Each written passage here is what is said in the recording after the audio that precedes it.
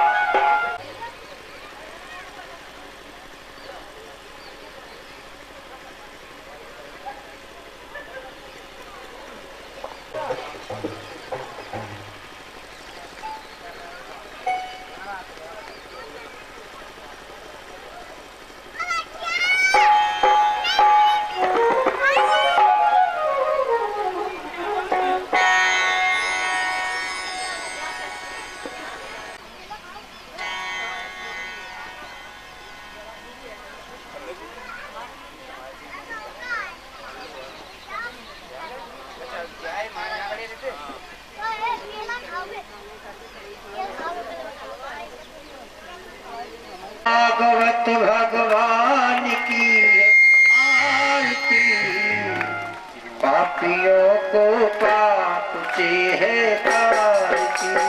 भागवत भगवान की है आरती, पापियों को पाप से है तारती। भागवत भगवान की है आरती,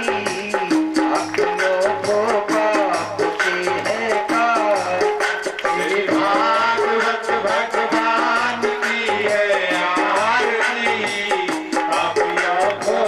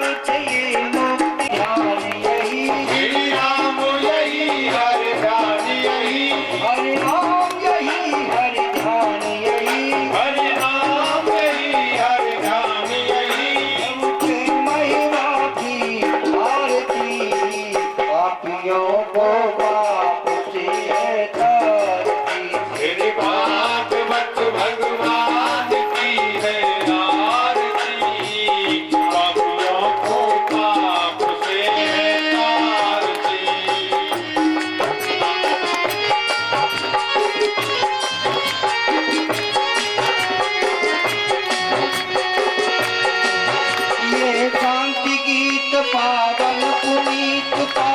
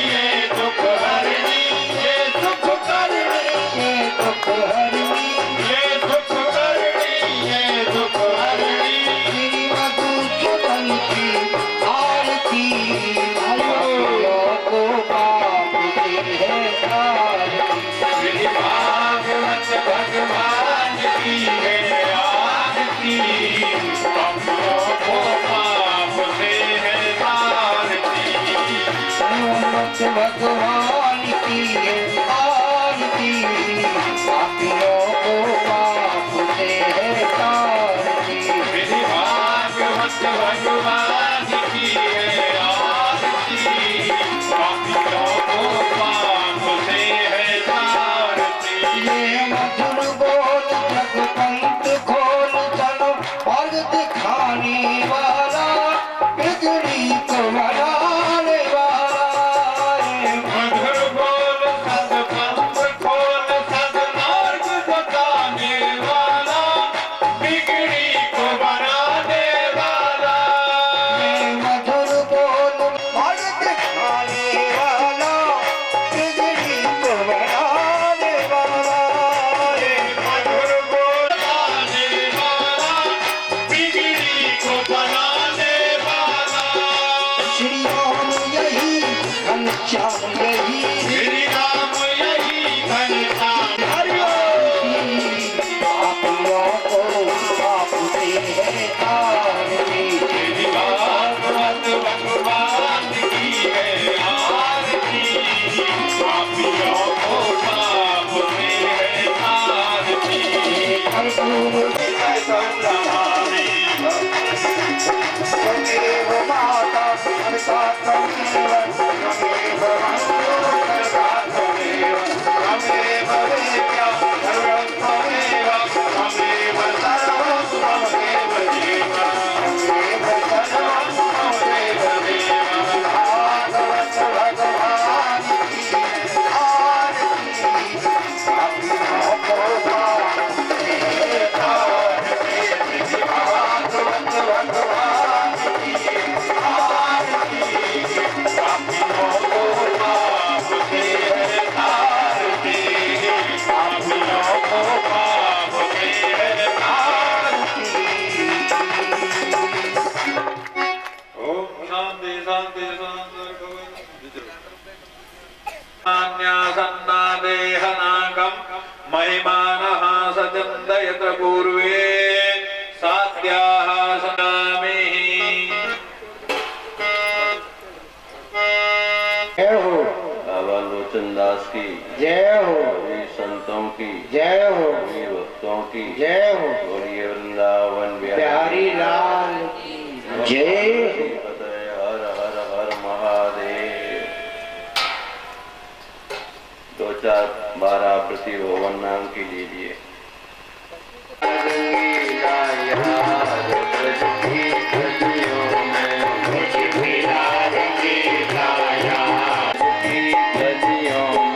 मुझे मिला अनोखा प्यार ब्रज की गलियों में।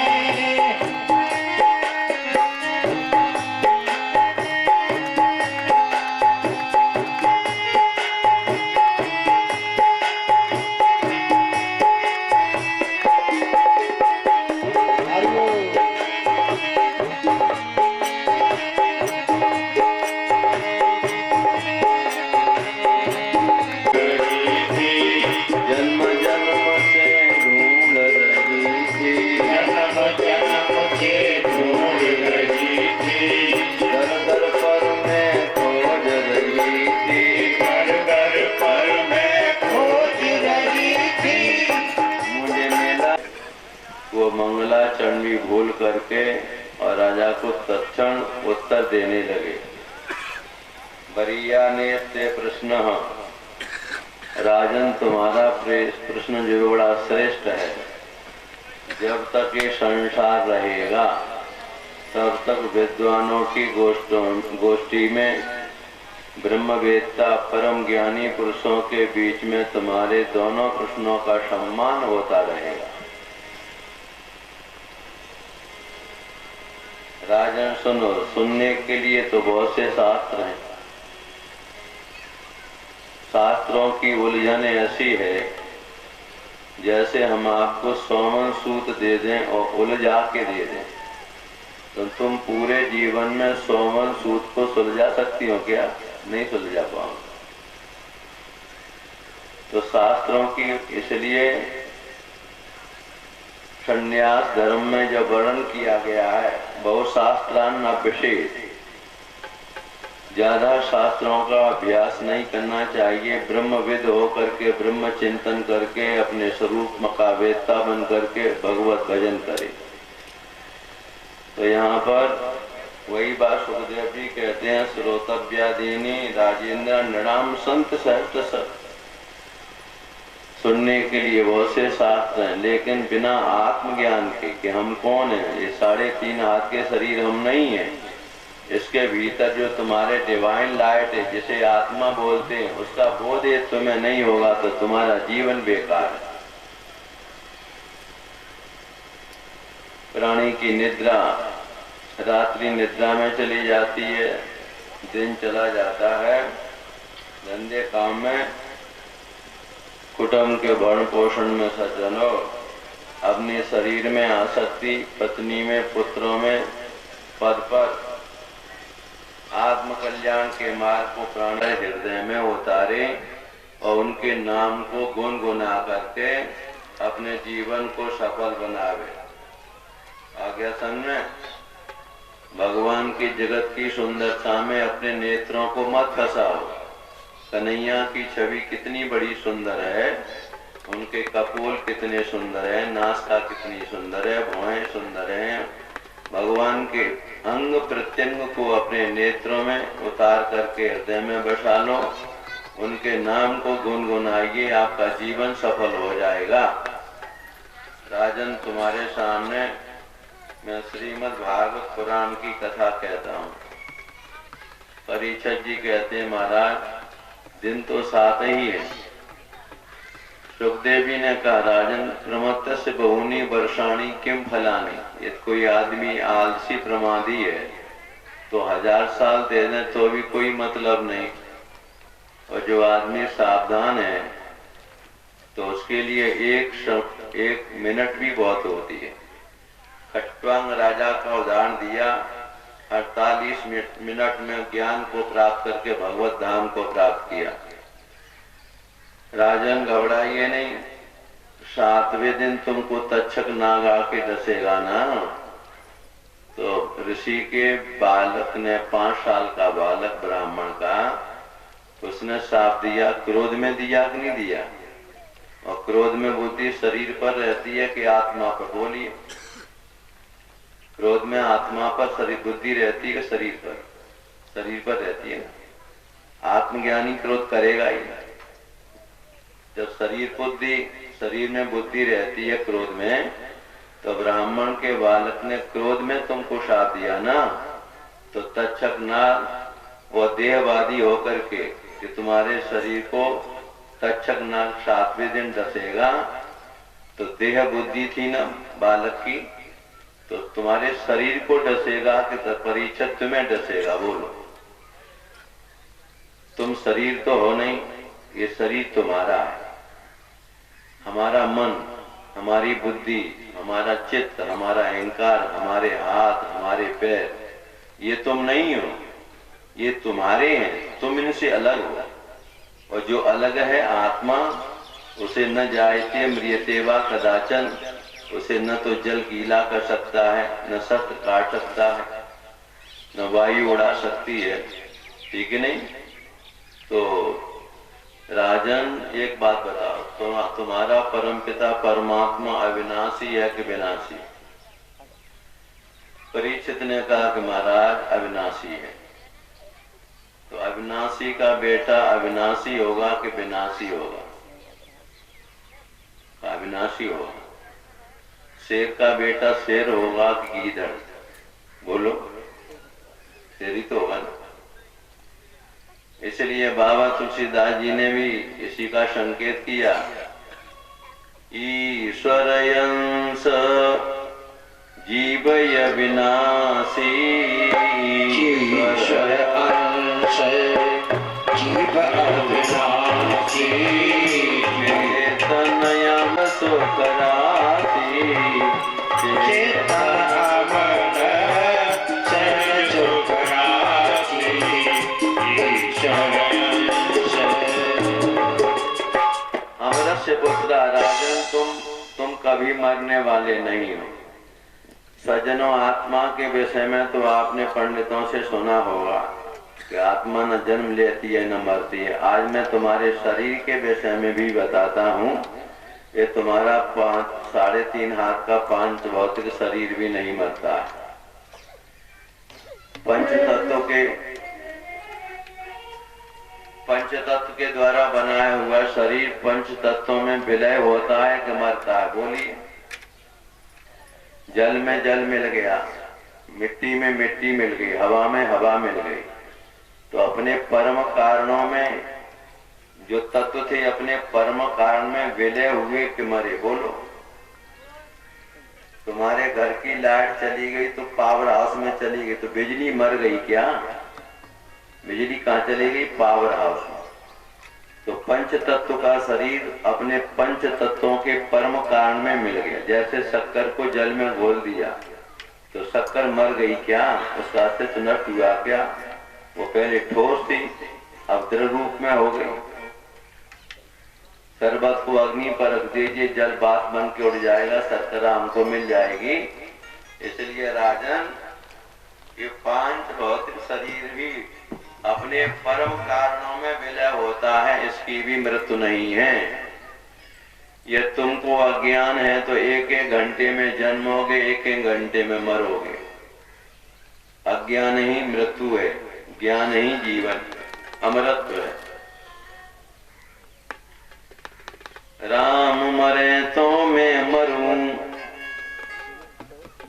राम मरे तो मैं मरूं, और नहीं मेरी मरे बलाई, अविनाशी का पूतड़ा मरे न मारो जाए।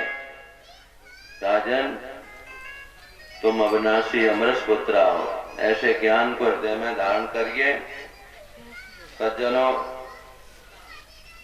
ऐसा ध्यान करने से रजोगुण तमोगुण से प्राणी का मन जो खिंच रहा है, तमोगुण में रजोगुण में, ऐसी धारणा के द्वारा उसके भीतर सत्व गुण आएगा और तीव्र भक्ति योग का प्राकट्य होगा। परीक्षित जी ने पूछ दिया, यथा संधार्थे ब्रह्मन धारणा यत्र सम्मता यादसी व हरेदासु पुरुषस्य मनोमलम।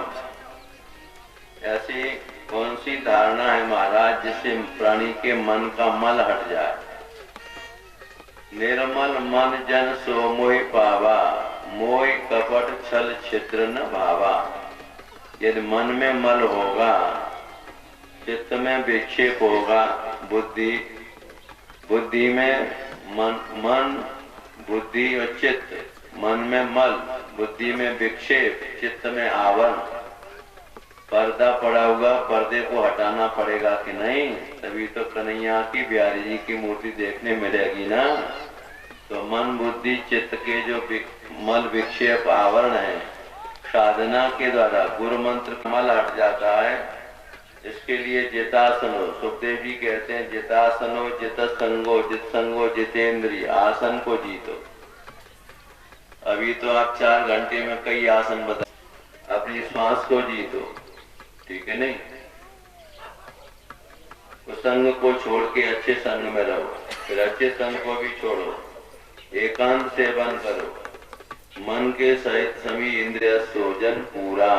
मन के सहित जिसने अपनी इंद्रियों को काबू में पा लिया है, वही अपने हृदय में निवास करने वाले कन्हैया की दिव्य मधुर छवि को देख सकता है। मूल बात है।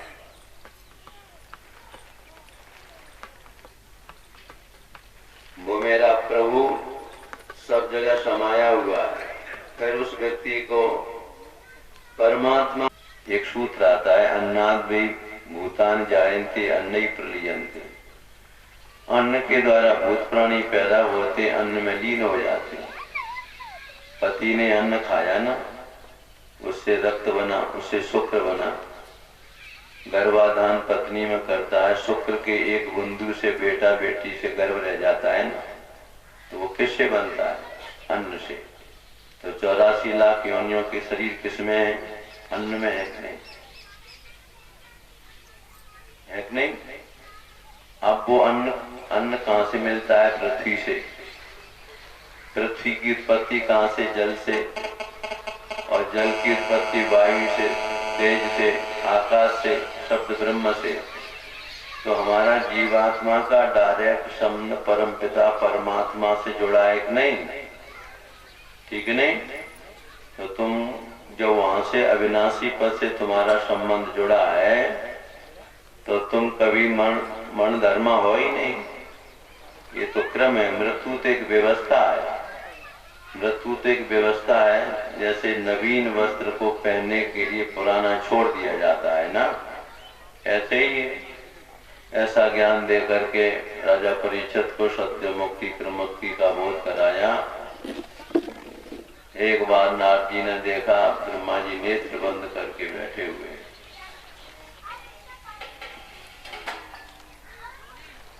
पूछा, पिताजी किसका ध्यान कर रहे हो? परमात्मा का। मैं तो जानता था तुम ही परमात्मा। कि नहीं नहीं, नारायण ही भगवान है जगत के, तो उसकी प्राप्ति कैसे होगी? देवसी नाथ जी से कहा ब्रह्मा जी ने, बेटा रत रात न भवे। प्राणी के भीतर जब प्रेम का प्राकट्य हो जाता है तो परमात्मा तत्काल प्रकट हो जाता है उसके सामने। ज्ञान के द्वारा परमात्मा जाना जाता है, प्रेम के द्वारा परमात्मा प्रकट हुआ जाता है। इसके बाद पुराण की जो 10 लक्षण है, उन लक्षणों का वर्णन किया गया है। सज्जनों, राजा परीक्षित के लिए उन्होंने उत्तम दिव्य ज्ञान दे करके सुखदेव जी ने सत्य मुक्ति क्रम मुक्ति और शरीर में विराजमान आत्मा के बारे में विवेचन करके उनको जीवन का लाभ दे दिया। अब मैं 33 स्कंद में कथा का प्रयोग करता हूँ। इसमें जो है सबसे पहले वर्णन आता है किसका? सज्जनों, कल पांडवों के विषय में कथा मैंने सुनाई थी ना। आओ राधा रमण स्वागतम स्वागतम, आओ राधा रमण स्वागतम स्वागतम। स्वागत करें प्रभु, प्रभु स्वागत करें, हम निभाएं धर्म। प्रभु स्वागत करें, हम निभाएं धर्म। आओ आओ कृष्ण चंद्र स्वागतम स्वागतम। आओ आओ कृष्ण चंद्र स्वागतम स्वागतम। स्वागत में पुष्पों की माला सजाए, स्वागत में पुष्पों की माला सजाए। ऊंचे सिंहासन पे मखमल बिछाए, ऊंचे सिंहासन पे मखमल बिछाए। आज डूबेंगे भगवान मन की भक्ति में हम, आज डूबेंगे भगवान की भक्ति में हम। आओ आओ कृष्ण चंद्र स्वागतम स्वागतम। आओ आओ कृष्ण चंद्र स्वागतम स्वागतम। बोलिए वृंदावन बिहारी लाल की जय। इसलिए पांडवों ने 5 गांव की बात कही है। आप 5 भाइयों को एक एक गांव दे दो, जिससे विनाश रुक जाएगा युद्ध। तो दुर्योधन क्या कहता है? वाह वाह रे कृष्ण, ये जानते हो कि हम धर्म नहीं जानते हैं। जानामि धर्मम नचमे प्रवृत्ति। मैं धर्म को जानता हूं, लेकिन धर्म में मेरी प्रीति नहीं है। जानामि अधर्म नचमे निवर्ति। मैं अधर्म को भी जानता हूं, लेकिन अधर्म को छोड़ नहीं सकता हूं। 5 गांव की तो बात अलग रही, सुई की नोक पर जितनी मिट्टी आती है वो भी हम पांडवों को नहीं देंगे। ये हमारे भाई नहीं है, ये तो देवांश हैं, देव पुरुष हैं, हम नहीं दे। सज्जनों, छोड़ो कृष्ण इन बातों को। मैंने 56 भोजन तैयार करवाए। भगवान ने कहा, देखो उधर विदुरानी, विदुर जी महामंत्री थे ना, तो दुर्योधन ने अपने राज दरबार से जो महामंत्री का पद विदुर जी का था, और धृतराष्ट्र अपने पुत्र के मुंह में पड़े हैं, दुर्योधन को समझाते नहीं। अच्छा, पांडवों का पक्ष लेते हो, हमारे महामंत्री बन करके हमारी रोटी खाते हो और पांडवों का पक्ष लेते हो, निकल जाइए यहाँ से। महामंत्री का पद विदुर जी का था। विदुर जी अपने धनुष को रख करके दरबार में और गंगा के तट पर कुटिया बना करके अपनी पत्नी के साथ रहने लगे। जब उन्होंने सुना कि भगवान श्री कृष्ण शांति का प्रस्ताव जन जय श्री कृष्ण, तो कह दिया भोजन जय श्री कृष्ण। देखो सुयोधन, भोजन दो अवस्था में होता है, या तो हमें कोई आपत्ति और भूख से प्राण निकल रहे हो तो भोजन करना ही पड़ेगा। तो ये आपत्ति तो हमको है नहीं, या हम तृप्त भी हैं, कोई प्रेमी हम भोजन कराना चाहता है तो प्रेमी का भोजन पेट तृप्त हो फिर भी जो है जय श्री कृष्ण जय श्री कृष्ण जय। तो इसलिए आपके प्रेम नहीं, मुझे आपत्ति नहीं। यानी विदुरानी नौता कर रही है कि मेरे घर आकर के प्रभु भोजन पाए। उधर दुर्योधन ने भोजन के लिए कहा, भगवान ने कह दिया कि मेरा निमंत्रण तो काका विदुर जी के घर है, हम तुम्हारा भोजन नहीं पाएंगे सुयोधन। अब विदुर जी भीड़ भाड़ में थे, इन्होंने कहा इनका नौता किसने कर दिया। सज्जनों जय श्री कृष्ण।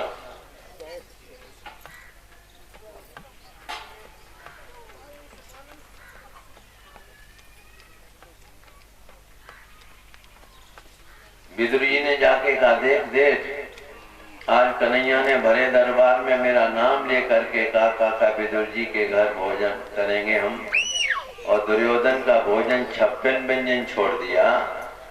सज्जनों अपने घर में क्या है, बाजार को मैं जाता हूँ, मक्खन मिश्री बढ़िया बढ़िया लेके आऊंगा। यशोदा मैया ने तो उसे बड़े बढ़िया भोजन कराती थी, अपने घर में है ही क्या। विदुर जी बाजार में चले गए बढ़िया पकवान मिठाइयाँ और मक्खन मिश्री लेने के लिए। उधर जो है विदुरानी कुंडी लगा करके निराश होकर के अब आएगा नहीं कन्हैया, तो स्नानागार में चली गई। भगवान दौड़ते हुए आते, आवाज लगाते काकी किवाड़ खोलो, बड़े जोर की भूख लगी है, काकी किवाड़ खोलो। विदुरानी निर्वस्त्र होकर के नहा रही थी अपने स्नानागार में। कन्हैया के वचनों को सुनकर के देहाध्यास नष्ट हो गया, शरीर से उसकी दृष्टि हट चुकी। आत्मा स्वरूप से परमात्मा कृष्ण के प्रति उसके चित्त की प्रेमामयी भक्ति का आविर्भाव हुआ। शरीर का उसे कोई होश नहीं है कि मैं किस अवस्था में कुंडी खोलने जा रही हूँ। विदुरानी निर्वस्त्र अवस्था में, नग्नावस्था में, और किवाड़ों की कुंडी खोलती है। आओ कृष्ण आओ, मैं तो तेरे लिए सवेरे से दर्शन के लिए लालाई थी। भगवान ने देखा विदुरानी ने तो साड़ी भी नहीं पहनी, निर्वस्त्र है। प्रभु ने पीताम्बर छोड़ दिया, पीताम्बर पूरे शरीर से लिपट गया। आओ आओ लाला, भूख लगी है तो तुझे मैं प्रसादी रसोई बनाऊंगी, तब तक कुछ केले रखे हैं, मैं तुझे केले खिलाती। केले खाने से भूख शांत हो जाएगी, फिर मैं रसोई घर में बनाऊंगी बढ़िया बढ़िया व्यंजन। विदुरानी ने पीड़ा डाल दिया कन्हैया को बैठने के लिए। मेरे गोविंद विदुरानी की प्रेममयी अवस्था का अवलोकन कर रहे हैं। कन्हैया पीड़ा पर नहीं बैठ पाए, विदुरानी स्वयं पीड़ा पर बैठ गए, कन्हैया जमीन पर बैठ गए। सज्जनों प्रेम में इतनी विह्वल है, प्रेम की पराकाष्ठा कितनी उत्कट है उसकी, उसे होश ही नहीं है कि मैं कन्हैया को क्या खिला दूं। केला छीलती है, गूदा फेंक देती है, छिलका कन्हैया के मुंह में देती है। धन्य मेरे गोविंद, आहा मेरे बंधुओं, सच्चा जीवात्मा का प्रेमास्पद परमात्मा ही है। जगत के किसी भी व्यक्ति से प्रेम करके आप देख लो, तुम्हारे प्रेम का सच्चा निर्वाह नहीं करेगा संसार का प्राणी। जीवात्मा का सच्चा प्रेमास्पद परमात्मा ही है। 40 केले के छिलके भगवान चबा गए। आज का प्रेमी होता तो क्या कहता, क्या पगली हो गई हो, छिलका खिलाते, ठीक है नहीं? लेकिन भगवान 40 केले के छिलके। उधर विदुर जी, एक किवाड़ बंद है, एक खुला है। विदुर जी ने किवाड़ की आड़ में देखा, अरे राम राम, ये क्या हो रहा है? इसने तो साड़ी भी नहीं पहनी, पीतांबर उड़ाया भगवान ने, पीड़ा पर बैठी है, कन्हैया जमीन पे बैठी है। विदुर जी ने एक किवाड़ खुला है और एक बंद है। वहीं से आवाज लगा के कहने लगे विदुर जी, वाह वाह जसोदा नंदन, देवकी नंदन, ये क्या स्थिति हो रही है तुम्हारी? कहने लगे विदुर जी, मेरे प्रभु आपसे मिलने के लिए सवेरे से व्याकुल थी। ये तो पगली हो रही, ये तो पगली हो रही, और आज सुबह से नाथ, और तुम क्यों पगले हो रहे इस पगली के साथ? तुमसे मिलन करने से सवेरे से व्याकुल है, और तुम भी केला का छिलका चबाते गए, ये मना नहीं किया। अब तो विदुरानी को होश आया, साड़ी पहन के आई, भगवान के मुख में गूदा देती है, प्रभु मुंह फेर लेते, कहा कि जो स्वाद छिलकों में था अब गूदा में नहीं। मेरे बंधुओं, सबसे ऊंची प्रेम सगाई, सबसे ऊंची प्रेम सगाई, प्रेम के पसंद पर सेवा कीनी आप बने। सबसे ऊंची प्रेम सगाई, सबसे ऊंची प्रेम सगाई, प्रेम के बच्चों, प्रेम के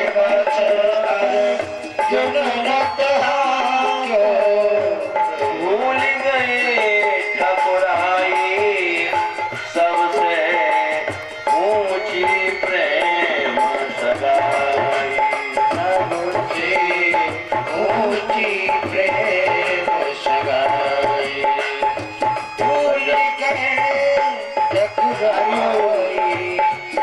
ओ भूल गए ठकुराई, सबसे ऊंची प्रेम सगाई, सबसे प्रेम भगवत स्वरूप है। ज्ञान के द्वारा परमात्मा जाना जाता है, प्रेम के द्वारा परमात्मा हुआ जाता है। प्रेम की पराकाष्ठा सच्चा प्रेमास्पद जीवात्मा का परमात्मा ही है। भगवान जहाँ कहीं भी उनकी पौनाई होती है ना, क्या कहते हैं, 3 लोक 14 भुवन, भोजन किए अपार, कै सबरी कै विदुर घर, और पेट भरो द्वैवार। भगवान सबरी के घर की और विदुरानी के घर की याद करती है। प्रेममयी अवस्था में इतना मैं तृप्त हुआ, इतना कभी नहीं हुआ सज्जन। क्या सबरी के विदुर घर, पेट भरो द्वैवार। सबरी के गुरु मतंग ऋषि जब जाने लगे, उनका समय आ गया, तो सबरी रोने लगी। गुरुजी मैं तो 14-15 साल की उम्र से तुम्हारे चरणों में आ गई, अब मैं क्या करूं, आप तो जा रहे हो। मतंग गुरुजी कहते हैं बेटी,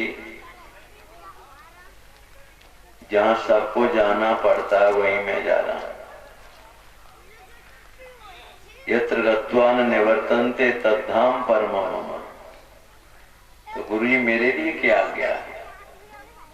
सबरी तू अपने आश्रम को, गुरु के आश्रम को छोड़ के कहीं मत जाना, तीर्थ यात्रा करने कहीं मत जाना। मैंने जो मंत्र दिया है उस मंत्र का जाप।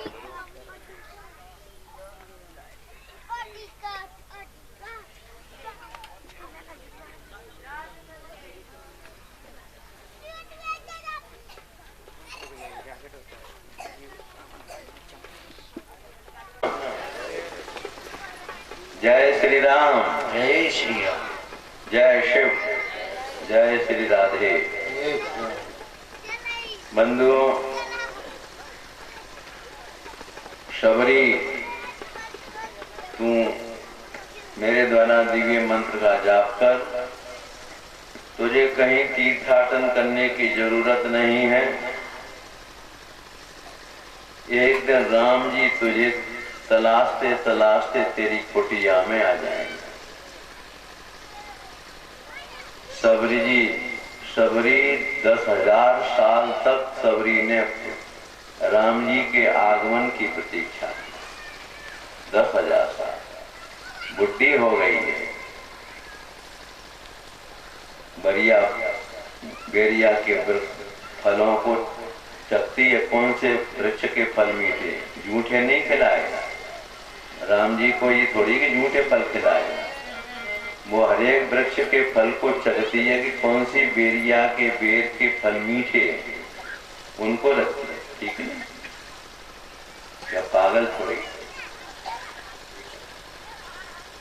सज्जनों, एक दिन भगवान श्री राम अपने भैया लखन को लेकर के कुटिया कहाँ सबरी माँ की रघुवर पूछ रहे। प्रभु आए बिलोकन झांकी, रघुवर पूछ रहे। कुटिया कहाँ सबरी माँ की रघुवर पूछ रहे। बड़े बड़े महात्मा, बड़े बड़े ब्रह्म ऋषि उनके आश्रमों को छोड़ करके सबरी की कुटिया का पता पूछते हैं। किसी के यहाँ पहले नहीं गए। सज्जन, जो उस सामले को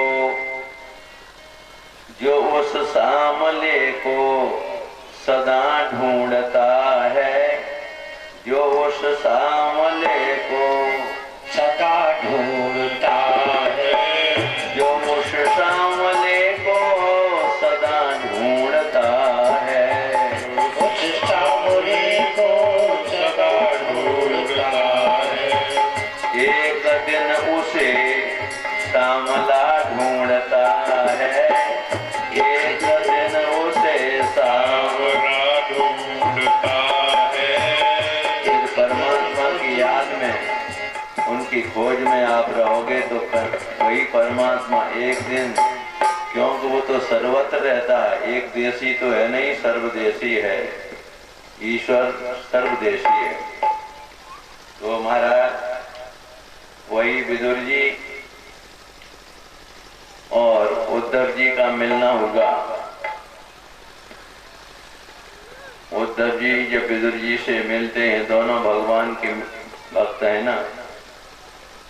उद्धव जी ने कहा, देखो भगवान ने अपनी अंतिम लीला के संवरण के समय पर तुमको याद किया। 125 साल की उम्र हो जाने के बाद भगवान श्री कृष्ण जगत में दुष्टों का संहार करवा करके अपने ही 56 कोट जातों का भी, ये भी रहेंगे तो ये हमारे सामने ही ब्राह्मणों का अपमान करते हैं, तो आगे चल करके ये भी अत्याचारी बन जाएंगे। भगवान ने उस अंतिम समय पर विदुर जी को याद किया। उद्धव जी थे, विदुर जी मेरे पास नहीं है। एक बार विदुर जी ने मुझसे सृष्टि संबंधी प्रश्न किया था, समय न होने की वजह से मैंने कोई उत्तर उनको नहीं दिया।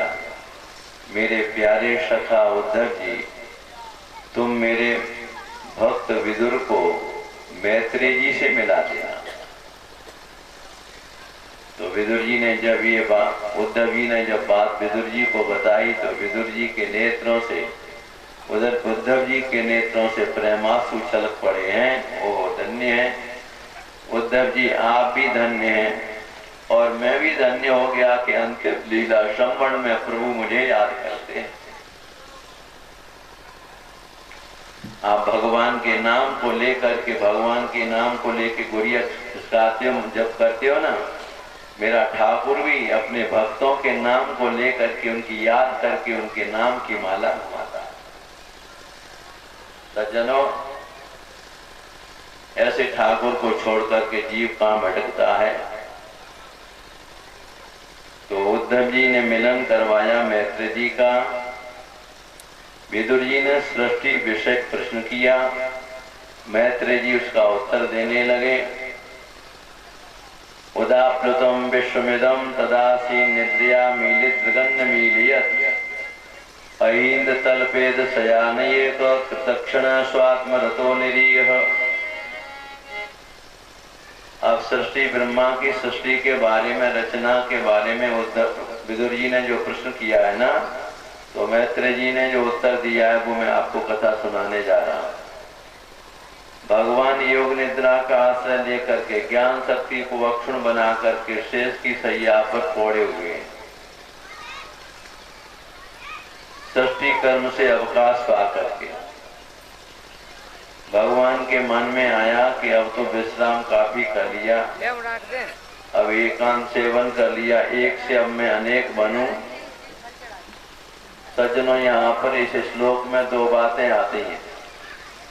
भगवान नारायण भी शयन करते हैं तो निद्रा क्या लिखा है? योग निद्रा। नींद तो ले रहे हैं लेकिन कहीं चित्त की वृत्ति को जोड़ करके नींद लेने को योग निद्रा कहते हैं। आगे सर, ज्ञान शक्ति को अक्षुण बनाकर तुम लोग भी जब पलंग पर शयन करने जाओ तो अपने प्यारे कन्हैया की छवि को हृदय में उतार कर उनके नाम को गुनगुनाकर सो जाओ। और जब जगो तो उनके नाम को गुनगुना करके जगो। तो 6 घंटे तुमने जो शयन किया है वो तुम्हारा भजन में मान्य होगा। आगे समझ, यही योग निद्रा। बेहोशी में मत सो।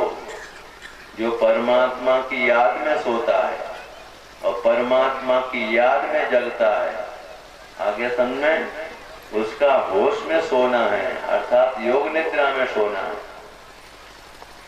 आगे समझे।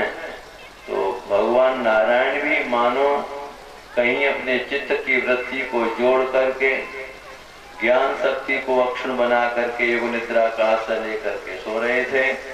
फिर वो एक से अनेक बनने का विचार करते हैं तो उनकी नाभि से कमल प्रकट हो गया। जन्म, इस बात का हमेशा ध्यान रखना, जन्म कर्म च में दिव्यम। भगवान के जन्म कर्म दिव्य हैं। गीता में भगवान ने स्वयं संकेत किया है। मेरे प्यारे भक्तों, जब भी मेरी कथा को सुनने बैठो तो मेरे क्रिया, जीव करता है क्रिया, क्रिया में होती है आसक्ति, परमात्मा करता है लीला, लीला होती है निरावरण। इसलिए भगवान का जन्म कर्म दिव्य है। प्राकृतिक पुरुषों की तरह इसको मानोगे तो कुछ पल्ले तुम्हें नहीं पड़ेगा। इसलिए भगवान के शब्दात्मक संकल्प से आकाश का गुण क्या है? क्या है आकाश का गुण? शब्द है। मालूम है आपको? वो अपने बल का दुरुपयोग करो। इसलिए बुद्धि की अधिष्ठात्री देवी सरस्वती महारानी, गीता में भगवान ने क्या कहा? शासन कौन करता है? बुद्धि बुद्धिर्बुद्धिमतामस्मि भगवता श्री कृष्णे कथितम। न पहलवान राज्य करता है, न डॉक्टर करता है, न इंजीनियर करता है। जो परम बुद्धिमान होते हैं जगत की व्यवस्था को चलाने वाले, तो सरस्वती माँ की कृपा यदि होती है तभी तुम अपने बल का सदुपयोग करोगे, अपने धन का सदुपयोग करोगे। और सरस्वती माँ की कृपा नहीं है तो दुरुपयोग कर बैठोगे। इसलिए सरस्वती माँ का जय घोष बोलिए, बोलिए सरस्वती महारानी की जय हो। ये बुद्धि की अधिष्ठात्री देवी हैं। हमारे यहाँ दुर्गा सप्तशती में जो मंत्र बीज दिए गए ऐं ह्रीं क्लीं, ये महाकाली महालक्ष्मी सरस्वती के ये साधना के मार्ग को अपनाने वाले व्यक्ति इस मंत्र के बल पर अपने अंतरंग में दिव्य शक्तियों को प्रकट कर लेते हैं। आगे सन एक साधना का मार्ग है। परा पश्यंती मध्यमा वैखरी, 4 वाणी 7 असुर। जो आपका गाना बजाना हो रहा है ना, ये ब्रह्मा जी ने, जब प्रजा नहीं बढ़ती है तो ब्रह्मा जी चिंतित हुए। उनके 2 दाहिने अंग से मनु महाराज और बाम से भुजाओं से इनकी जो शत्रुपा नाम की पत्नी का प्राकट्य हुआ है। तब से मैथुन धर्म के द्वारा ये सृष्टि चली है। मनु ने शत्रुपा में प्रियव्रतोत्तानपाद नाम के 2 बेटा, आकुति, देवहूति, प्रसूति नाम की 3 कन्याओं को जन्म दिया है। मेरे बंधुओं, रुचि प्रजापति के लिए आकुति बेटी का विवाह किया, कर्दम के लिए देवहूति का और प्रसूति का विवाह दक्ष के साथ किया। इनके द्वारा सारा संसार भर गया। आगे सन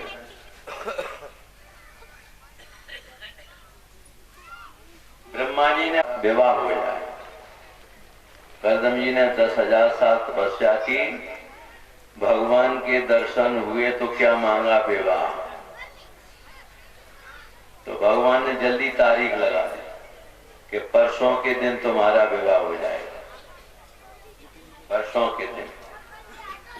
कर्दम जी कहते हैं दूसरा वर मांग सकते हैं क्या? क्या मांगिए कि विवाह तो हो जाएगा परसों के दिन, लेकिन आप जैसा बेटा हमारे पैदा हो जाए। भगवान मुस्कुराने लगे, वाह वाह, तुम बहुत ही चालाक निकले। भगवान कहते देखो भाई, अब हम जैसे तो हम ही हैं, हम जैसा तो कोई है नहीं, भगवान जैसा कोई है क्या? हम जैसे तो हम ही हैं, तो चलो हम ही तुम्हारे बेटा बन के आ जाए। अब ऐसा भगवान तुम्हें कहीं मिलेगा जो अपने भक्त का बेटा बन करके अपने भक्त को पिता बनाना स्वीकार कर लेता है, अपने को बेटा बना देता है। ऐसा मेरा ठाकुर भारत की भूमि पर मिलेगा, कहीं विदेशों में नहीं। ठीक नहीं?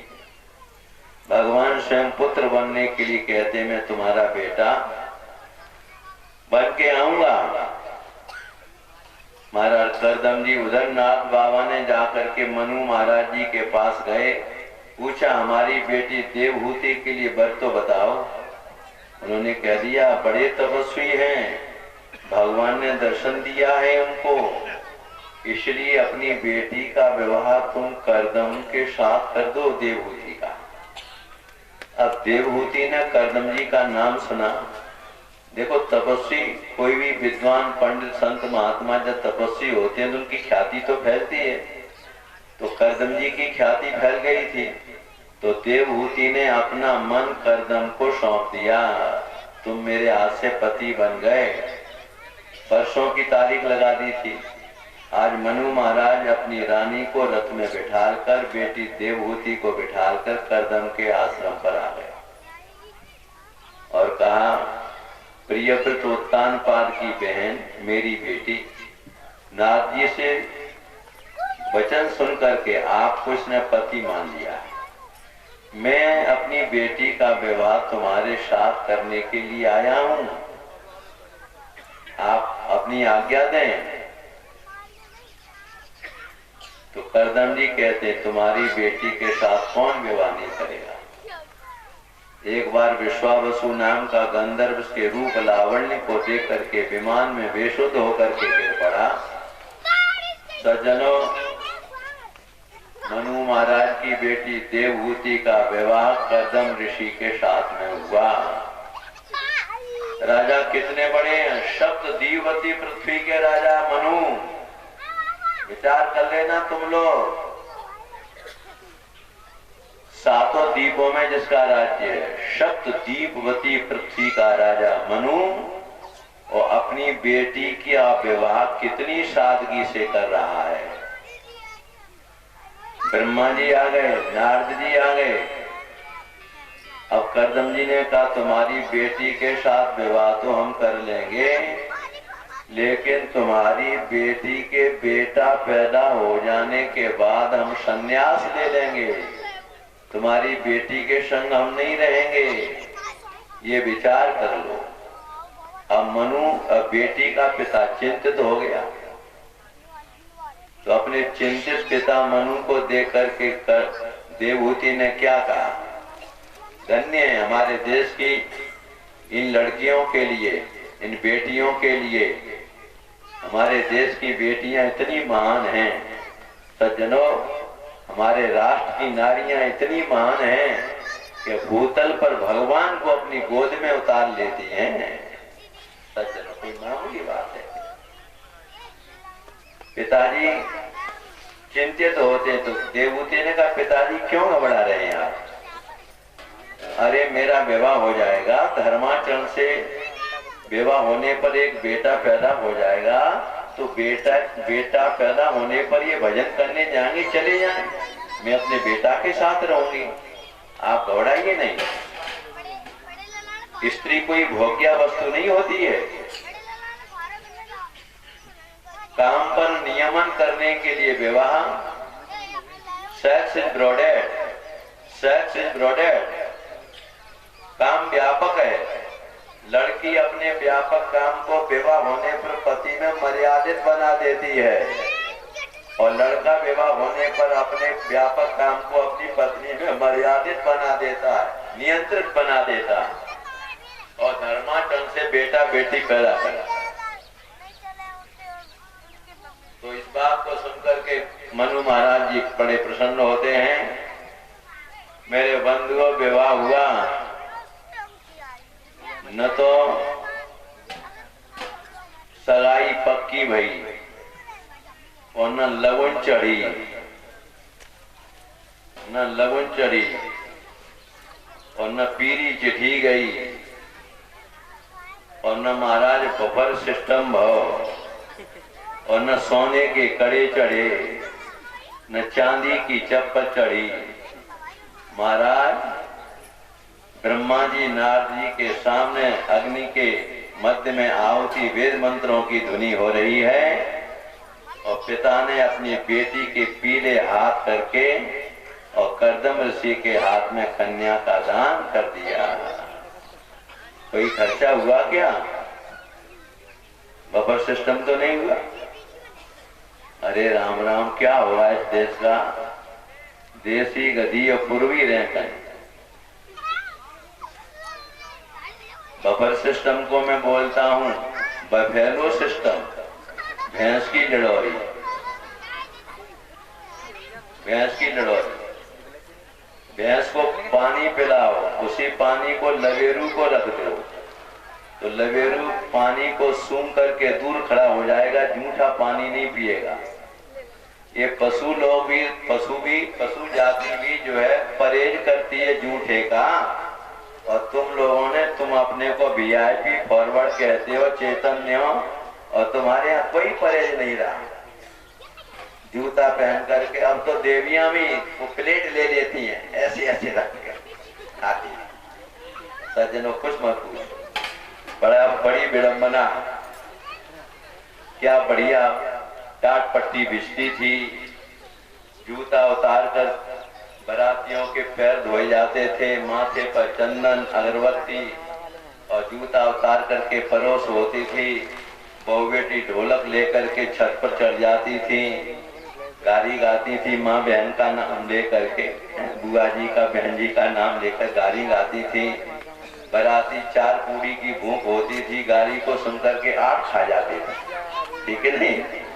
सज्जनों, क्या बढ़िया नियम था। अरे राम राम, घर में तारे पड़े हैं घर में, और कहाँ रहिए साहब, गोरेलाल के गार्डन में तो एक ब्याह हो गया। ये गार्डन में जो विवाह हो रहे हैं, घर में ताले पड़े, घर के पूरे का चक्कर काट रहे हैं कि हमारे लड़के के यहाँ ब्याह हुए, कहाँ ढूंढे, कौन से गार्डन में? ये गार्डन में ढूंढ तो फिरता है। अपने दरवाजे पर बारात आती थी, गांव में व्यवस्था होती थी। क्या मूर्खानंद बन गए कि एक एक गार्डन के 1-1 लाख रुपए तुम पेमेंट करते हो, वह पैसा है लड़की के खाते में डाल दे, ठीक है नहीं? वो अपने दरवाजे से विवाह करो, गांव में व्यवस्था करो, क्यों ऐसे चक्कर में पड़ रहे हो? क्या बढ़िया लगन चढ़ती थी, बतासे बढ़ जाता है, पंडित जी आ जाता है, मान्य आ जाता है, और लड़की वालों बारात लेके आओ तो कहते हैं बारात लेके तुम जाता हो, तुम फॉरवर्ड हो, यू आर बैकवर्ड, तुम लोग बैकवर्ड हो। मैं व्यास गति से बोल रहा हूँ। हमारे यहाँ विवाह संस्कार है, तुमने दो संस्कारों को कुछ ज्यादा खर्चीला बना लिया। विवाह संस्कार में तुमने बर्बादी कर देते हो। और कहते हैं पिताजी मरे, पिताजी फुगने को तस् के मर गए, मातारी बाप चीलौनी सास में खवाए पाए, और मरवे के बाद 20 कुंटल के पूजा करते हो, 20 कुंटल के। सासु कह रही है बहू ने कहा फुगने पे मन में परी न हो है गए फुगा, जिंदा में तो फुगा नहीं। माल में मैं प्रमाण से बोलता हूँ, हमारे ऋषियों ने मृत्यु भोज के लिए लिखा है, मनु के मनुस्मृति को देखना, यदि ब्राह्मण भी मृत्यु भोज के भोजन को पाता है, उसके 10,000 गायत्री का जप करेगा तो मृत्यु भोजन के भोजन से उसे मुक्ति मिल पाएगी। और तुम लोग भोजन टकारोगे नहीं, मृत्यु भोज का क्या होगी तुम्हारी दशा? अरे 13, 12, 25, 7 पीढ़ी के अपने परिवार वाले अपने रिश्तेदारों को बुलाओ, उस धन को अपने पिता के नाम से मेडिकल में दो, शिक्षा विभाग में दो, गांव में मंदिर में बढ़िया अपने एक ऐसा हॉल बनवाओ जिसमें रोजाना सत्संग हो, उस पैसे का सदुपयोग करो। जब ब्राह्मण 10,000 गायत्री का जप करके मुक्त हो पाता है मृत्यु भोज से, तुम लोग खाओगे तो तुम्हारी क्या दशा होगी? मैं बिना प्रमाण के नहीं बोलता हूँ, उठा के देख लेना। जीवित माता पिता की सेवा करो, जीवित माता मात्र देवो भव, माँ ईश्वर है, पिता देवो पिता ईश्वर है, आचार्य देव भव, गुरु ईश्वर है, अतिथि देवो भव। तुम्हारे दरवाजे पर अकस्मात कोई अतिथि आ जाए, उसे भगवान का रूप समझो। बहन का भैया आएगा तो पूरी से कहेंगी, कोई आ जाए अतिथि वो भगवान का रूप है। ऐसे ज्ञान को धारण करो। और अपने मैंने देखा है समाज में बेचारे मेडिकल, कोई घर में बीमार हो गया है, बीमारी को दवाई के लिए पैसा नहीं देते हैं लोग, और मर जाने के बाद वही गांव के लोग क्या कहते हैं, अरे जाओ नाओ पिताजी को, तुम पे नहीं हो तो 4 लाख हम पे तो ले जाओ। और 1 साल तक तो बोलेंगे नहीं, फिर कहीं 5 रुपया सैकड़ा लिखेंगे नहीं, खेत लिखो, फिर कहां सहानुभूति चली जाती है तुम्हारी? सारे क्षेत्रों में गुर्जर जाति जंगली जाति थी, आज उनके यहाँ अपने गुरुओं की बात मान करके उन्होंने अपना सुधार कर लिया, लेकिन तुम लोग नहीं सुधर पाओगे कभी भी। 20 क्विंटल 30 क्विंटल का फुगा करोगे तुम, अपने बच्चों को पढ़ाओ लिखाओ, बाद में लड़के गुड़ की डेली को तरस जाते हैं, किसी पे बनियान है तो किसी पर अंडरवियर नहीं है, और कर्जा निकाल करके पिता को तुम धन्यवाद करते हो। जय श्री कृष्ण, बोलिए वृंदावन बिहारी लाल की जय। धर्माचार्य गुरु होने के नाते से मेरा समझाने का धर्म है, मानो या मत मानो, पैसे का दुरुपयोग मत करो, जीवित माता पिता की सेवा करो, मरने के बाद जलांजलि पिंडदान ये सब करिए, गया करिए, लेकिन बर्बाद मत हो। बोलिए वृंदावन बिहारी लाल की। जब ब्राह्मण 10,000 गायत्री का जप करेगा तब मृत्यु भोज के भोजन से मुक्त हो पाता है। मनु जी लिखते हैं, देख लेना मनुस्मृति ग्रंथ को, और मुनि क्षत्रिय राजा थे, कोई ब्राह्मण नहीं लिख रहा है, क्षत्रिय राजा लिख रहा है, क्षत्रिय राजा। जय श्री कृष्ण, बोलिए जय श्री कृष्ण। राधे राधे गोविंद गोविंद राधे।